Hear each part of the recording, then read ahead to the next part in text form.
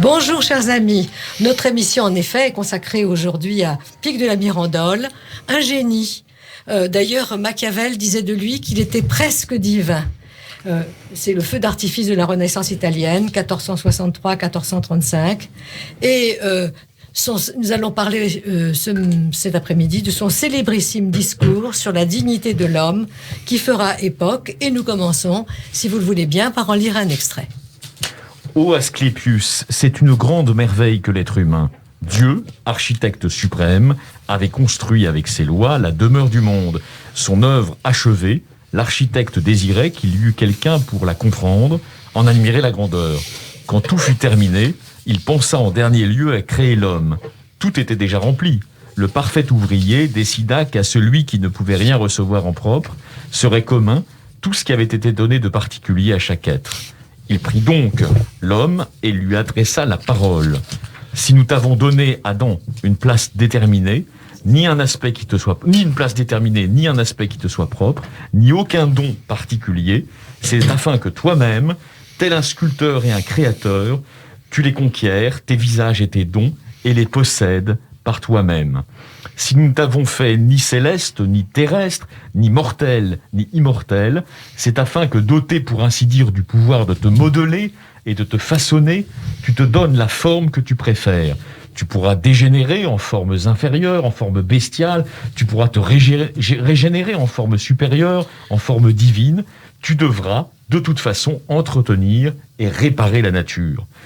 Qui n'admirerait notre caméléon ? Dans les mystères, en raison de sa nature changeante, on désigne cet être par Proté. De là, les métamorphoses célébrées chez les Hébreux et chez les Pythagoriciens. Adressons-nous aux anciens pères, connais-toi toi-même, nous incite et nous exhorte à l'étude de la nature entière, dans laquelle la nature de l'homme occupe une position intermédiaire, pour ainsi dire mixte. Enfin, il nous conseillera de nourrir le coq, autrement dit de repaître la partie divine de notre âme, de la connaissance du divin.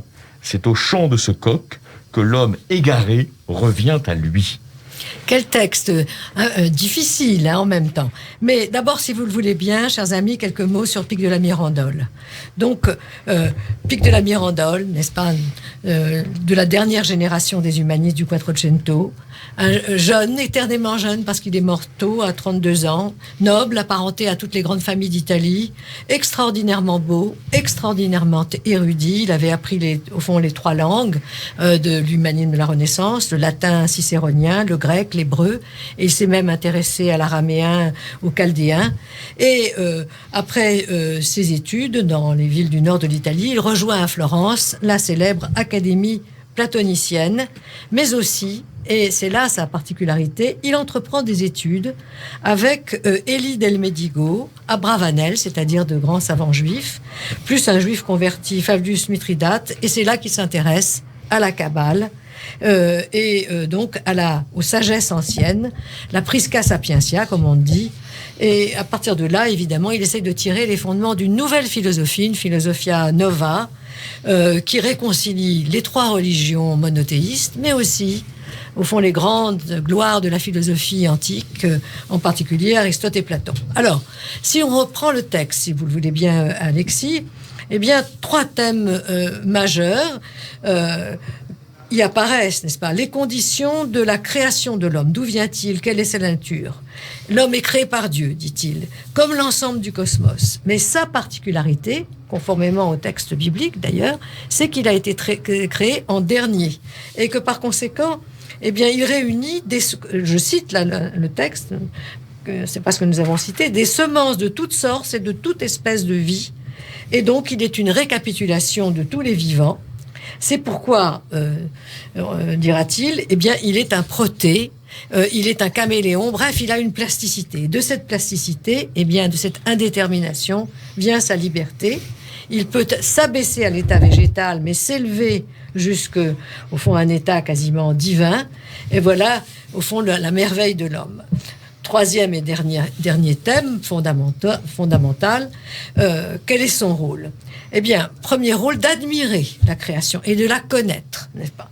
C'est une idée kabbaliste, la deuxième idée, pardonnez-moi, c'est une idée kabbaliste. Bien sûr, l'homme a besoin de Dieu, mais également, Dieu a besoin de l'homme. Il en a besoin pour achever d'une certaine façon, à la façon d'un peintre et d'un sculpteur, sa propre forme et d'entretenir la création. D'ailleurs, ailleurs, Pic de la Mirandole dit aussi que, en fait, le vrai péché originel, et là il cite le texte biblique, c'est quand on a retiré une plante de la création. Donc, à partir de là, eh bien, les débats se sont développés. Il y en a un premier qui a été évacué tout de suite, c'est-à-dire il y a un consensus, n'est-ce pas? Il n'y a pas de débat.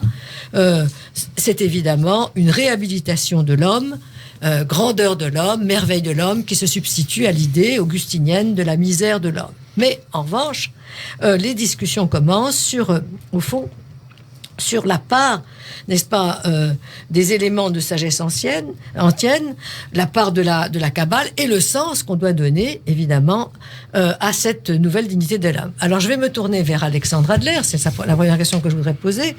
Alexandre, qu'est-ce qui, en matière de cosmologie, c'est-à-dire de représentation du monde, de théologie mystique, c'est-à-dire de conception du divin, d'aspiration pratique, n'est-ce pas, comment agir, qu'est-ce que les humanistes pouvaient attendre de la Kabbale? Pourquoi cette irruption, cette entrée, n'est-ce pas, de la Kabbale dans la philosophie de la Renaissance? Je dirais que d'ailleurs, il n'est pas totalement original, puisque Marcille Ficin, avant lui, avait fait la même chose.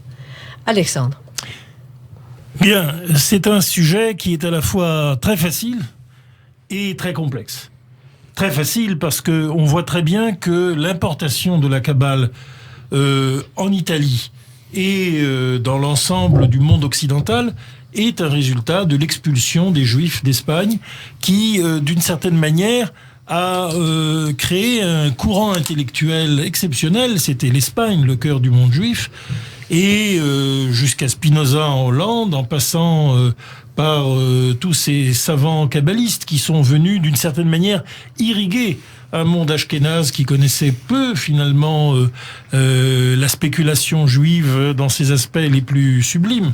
En tout cas, qui s'y est initié à ce moment-là, et cela vaut même pour le Saint Maharal de Prague, comme pour tous ces juifs italiens qui ont diffusé ensuite dans la culture italienne et dans la culture chrétienne notamment, les aspects sublimes du Zohar et des grands textes classiques de la Kabbale. Donc, la cosmologie, sur ces 3 points. Bien entendu, la cosmologie, mais aussi la métempsychose, car on pense que tout ça vient de l'Inde, mais pas du tout. La Kabbale croit à la réincarnation dans certaines conditions, avec des incarnations ascendantes ou descendantes. Les fameux Gilgul. Les fameux Gilgul. Voilà les Gilgul, c'est-à-dire exactement les mérites de chacun. Tout cela, évidemment, a fasciné absolument toute la philosophie de la Renaissance italienne. Dans la représentation du monde. Et c'est à ce moment-là qu'on a trouvé l'idée qu'au fond, la Kabbale est plus ancienne que le rejet de Jésus par le judaïsme institutionnel, et que donc la Kabbale était parfaitement licite, exactement comme l'Ancien Testament, selon la théologie, parce que elle vient d'avant et elle continue après. Mais le fait que ce soit des juifs actifs qui la défendent ne la rend pas pour autant inacceptable. Bien entendu, l'Église est plus ou moins d'accord avec cette conception, mais elle se diffuse avec une force extraordinaire, et c'est ainsi que naît une Kabbale chrétienne qui accepte évidemment l'Évangile et la divinité de Jésus, mais qui, par ailleurs, considère que tout cet aspect du legs d'Israël est un legs qui est parfaitement valable. Et donc, évidemment, la Kabbale va devenir un élément pour docte, bien sûr, mais extrêmement important. Alors, pourquoi est-ce que je dis que tout cela est complexe? Parce qu'en même temps, eh bien, cette pensée kabbaliste ne se donne pas exactement sous la forme de traités complètement achevés. On pense, quand on veut voir, on va dire un peu la Kabbale, qu'on va tomber sur des textes bien définis, comme le sont les 2 Talmuds de Jérusalem et de Babylone. Pas du tout. Ce sont des textes, en fait, à sauce et à gambade, qui utilisent effectivement la rhétorique talmudiste. Ils sont d'ailleurs rédigés dans un araméen très hébraïsé, mais enfin ils sont presque tous en araméen, et de ce qu'on appelle le syriaque, mais enfin c'est bien sûr de l'araméen. Et bien entendu, dans ces textes, ce qui est inventé par un certain nombre de personnages extraordinaires, comme Moïse de Léon, dont Gershon Scholem a montré que c'était lui le rédacteur de la Kabbale, qu'il était par ailleurs, on a dit, un petit escroc dans le rationalisme du XVIIIe siècle, parce qu'on voulait en dire du mal, mais enfin non. Mais Moïse de Léon était un personnage à la fois génial, et puis bien entendu, il a combiné des textes qui étaient en circulation dans les communautés juives de l'Espagne pendant des siècles, et il leur a donné cette forme. Eh bien, c'est cela, cette Kabbale, complexe comme on peut imaginer, mais extraordinairement révélatrice, qui introduit déjà l'idée des 10 séphirotes, des 10 palais, donc de la distribution du monde à travers quelque chose qui ne met pas en cause l'unité du monde comme l'on croit, mais montre la pluralité de la nature. Oui. Donc évidemment, oui, les conséquences philosophiques et scientifiques sont incalculables. Il y a un autre dernier point sur lequel je voudrais dire un mot, c'est le reste diurne, comme dirait Freud. C'est-à-dire que dans tous ces rêves extraordinaires, dans lesquels la pensée juive a montré une inventivité exceptionnelle et que ensuite le rationalisme du 19e siècle a rejeté. C'est pour ça que Scholem, qui était dans la révolte contre tout cela, a tout fait pour réhabiliter cette pensée kabbaliste. Il y a, bien entendu, le reste aussi de ce qu'a été le legs de l'Égypte. Car bien entendu, quand on dit qu'on peut transformer le monde, le tikkun olam, eh bien, tout cela, c'est en fait le reste de quelque chose de tout à fait important. Que s'est-il passé en Égypte, en effet ? Eh bien, les Hébreux, lorsque le mouvement d'Abraham à Moïse a eu lieu, et Moïse était un prince d'Égypte, eh bien, ils ont d'abord et avant tout établi leur savoir en asséchant le Fayoum, c'est-à-dire la réserve marécageuse, à la fois de fertilité et d'humidité, qui était au cœur du Nil. Donc le Nil est en effet un don de la nature, de la crue. Ça, c'est la question, c'est le don de Dieu, comme le dit Hérodote. C'est aussi l'œuvre des hommes. Et cette œuvre des hommes, c'est l'irrigation babylonienne de la Mésopotamie que les Hébreux, en se transportant en Égypte, ont donné au peuple égyptien. Et donc le Fayoum, c'est en effet le tikkun. C'est le premier tikkun, celui de Jacob.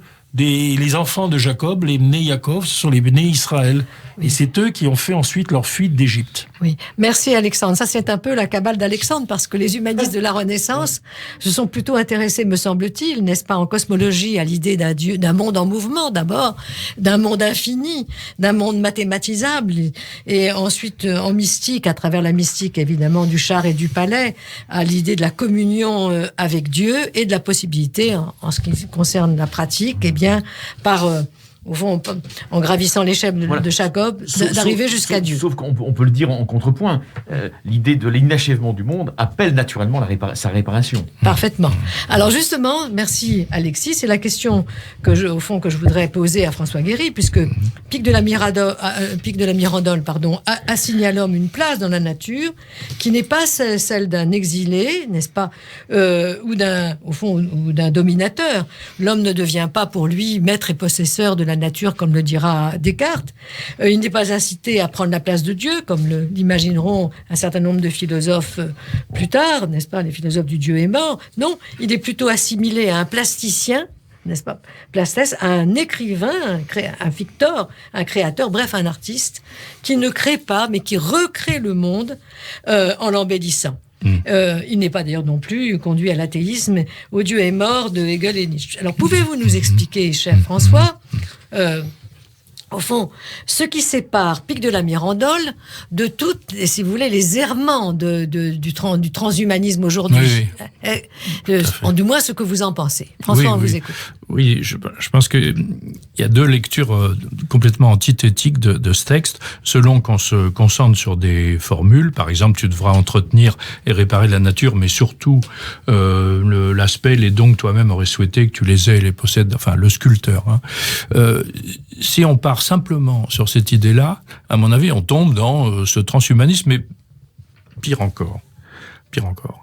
Pourquoi, parce que, oui. mais parce que l'idée de Nietzsche que l'homme est un pont vers le surhomme, qu'il est quelque chose d'absolument inachevé et que l'homme est encore en attente avec ce qui en est sorti, à savoir cette race de seigneurs sans pitié, sans empathie, etc. Ça pourrait sortir de cette idée. L'homme n'est pas encore. Et cette monstrueuse idée du XXe siècle, enfin 19e, 20e, elle est aussi celle des bolcheviks. Le stalinisme a été, si on veut, cette horreur qui a consisté à esclavagiser la moitié du peuple, celle qui était contre la révolution, enfin supposée révolution. Donc il y a eu au XXe siècle des horreurs tenant à cette idée que l'homme est encore à inventer. Hannah Arendt en parle d'ailleurs très très bien dans les conditions de l'homme moderne. Et puis alors il y a une idée qui est quand même moins critiquable, mais fausse. C'est l'idée de Sartre, l'existence précède l'essence, non pas être, mais faire, et en faisant se faire, et n'être que ce qu'on fait, etc. Donc, pas d'essence de l'homme. À tel point d'ailleurs qu'on finirait par dire... Pas de nature humaine, on le dirait dans le langage de la Renaissance. Oui, mais pas seulement nature, mais pas non plus d'essence de l'homme, c'est-à-dire qu'elle est entièrement inventée. Alors que il dit le contraire. Alors, je voudrais... Merci. À mon avis, si on entre dans le texte...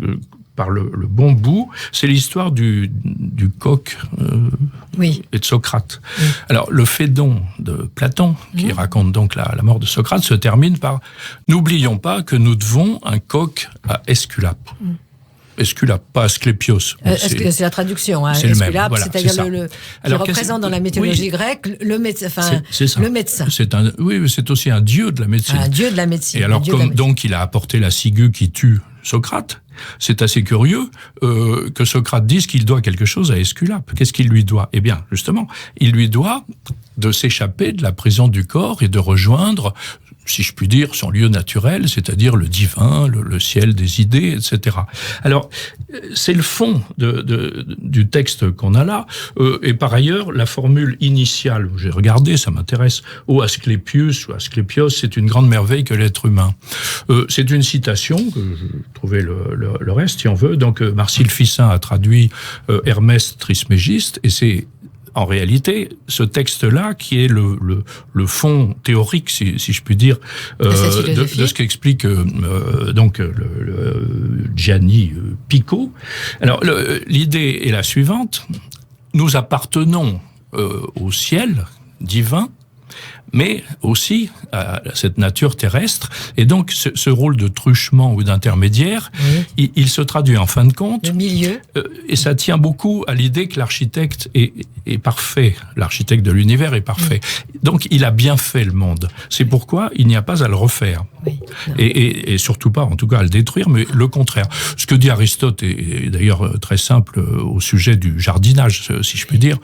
Par exemple, les branches mortes, la nature fait mourir des branches, et le bon jardinier les coupe. Oui. Il fait donc la même chose que la nature. Oui. Il ne fait pas le contraire. Oui. Jamais. Il aide, et parce que le monde est bon, sorti des mains du Créateur, il n'y a pas lieu donc de le contredire ou de le refaire, mais de l'entretenir et réparer, c'est-à-dire d'aller précisément dans le même sens, et c'est ce qu'on appelle achever, parachever, améliorer.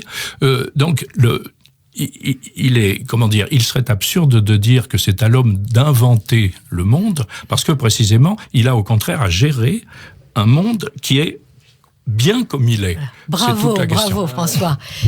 Alors, je me tourne vers notre ami, le docteur Marielle David. Pourquoi ? Bien, comme vient de l'évoquer très justement Alexis, Asclépios, Esculape, c'est le médecin, c'est le dieu de la médecine. Alors, justement, dans l'histoire de l'humanisme, il y avait une critique, engagée par Pétrarque, n'est-ce pas, qui séparait entièrement les humanistes lettrés, les grammairiens, des médecins. Eh bien, ce n'est pas le cas chez Pic de la Mirandole. Il y a une réconciliation. Le médecin fait ici son entrée dans le monde de la Renaissance. L'homme, n'est-ce pas, est considéré non comme le maître et le possesseur de la nature, mais comme son médecin. D'ailleurs, Platon avait dit, de ce point de vue, que le philosophe est le médecin de la cité. Eh bien, pour Pic de la Mirandole, l'homme doit être le médecin du monde. Alors, qu'en pensez-vous, cher docteur ? Oui, alors je voudrais d'abord dire sur ce texte quelque chose de très frappant. c'est que, au fond, Pic de la Mirandole insiste sur la singularité de chacun. Oui. Hein, et il ne fait pas, et ça c'est assez moderne, c'est assez actuel, de différence entre les hommes et les femmes. Pour l'instant, là, il n'y en a pas. Il n'y en a pas. Alors, est-ce que l'homme est le médecin du monde ? Oui. Bon, c'est aussi une vue assez moderne, dans la mesure où nous sommes en plein, actuellement, dans la philosophie du care, c'est-à-dire du soin. Du soin. Hein, on en est arrivé là. Peut-être parce que, justement, après toutes les horreurs du XXe siècle, on s'est aperçu que l'homme ne peut survivre que par le care. Bon.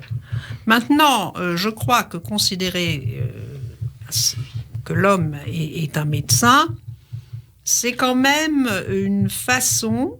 Médecin du monde. Fois, médecin du monde. De la nature. De médecin de la nature. Les Médecins sans frontières. De Médecins sans frontières. Oui. C'est aussi assez moderne, puisque actuellement, on voit bien que le pouvoir doit se faire médecin d'une certaine manière pour stopper l'épidémie. Mais c'est quand même nier la réalité du pouvoir, qui est d'être tranchant. Hein, un médecin, c'est quelqu'un qui soigne, c'est pas quelqu'un qui... Et le chirurgien tranche. Oui, bien sûr, oui, le chirurgien tranche, mais il tranche en fonction de la nature, en fonction de la nature, et non en fonction des lois, qui sont quand même le droit, c'est pas le corps humain. Oui. Hein, donc il y a là quand même une sorte d'idéalisme différent d'autres idéalismes, mais c'est quand même un idéalisme. Bien, c'est votre réponse, chère Mariella. Alors, ma dernière question est à Alexis Lacroix. Donc, nous avons tourné sans le rejoindre immédiatement, mais nous y sommes maintenant. C'est l'idéologie nouvelle que tout le monde connaît, le transhumanisme, qui prétend qu'avec la technologie, la science, notamment la biologie, l'allongement de la vie humaine, la transformation du génome, etc., en fait, les hommes ont une chance de devenir d'abord immortels, en tout cas d'allonger presque quasi immortels, et même quelquefois finalement des dieux.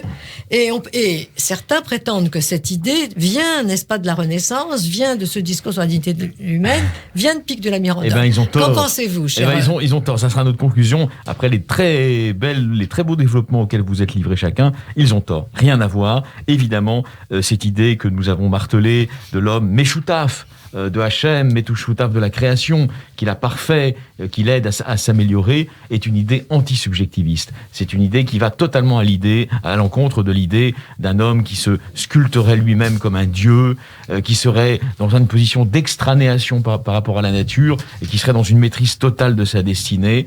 Au contraire, l'homme, il est embarqué, comme le disent les phénoménologues, il est dans la nature. Pascal, pour commencer. Voilà, il n'est pas hors de la nature, il est dans la nature. En revanche, évidemment, il participe à l'économie du salut ou de la rédemption, dans la mesure où il travaille, bien sûr, pour les plans de Dieu, pour les plans d'Hachem. Mais c'est une œuvre modeste, c'est pas une œuvre grandiloquente et infatuée d'orgueil. Donc évidemment, tous ces gens se trompent. Le transhumanisme n'est pas le fils de l'humanisme, il est la rupture, il est la guerre déclarée avec l'humanisme de la Renaissance. Oui, merci beaucoup. Alors là, on rencontre à la fois la Kabbale, on retrouve la Kabbale, n'est-ce pas? Mais aussi les principes, évidemment, socratiques. Connais-toi toi-même, tu es, et il faut nourrir le coq, c'est-à-dire, en fait, utiliser les eaux au fond de la vie pour accéder à Dieu. Je vous remercie. Merci, Blandine Kriégel.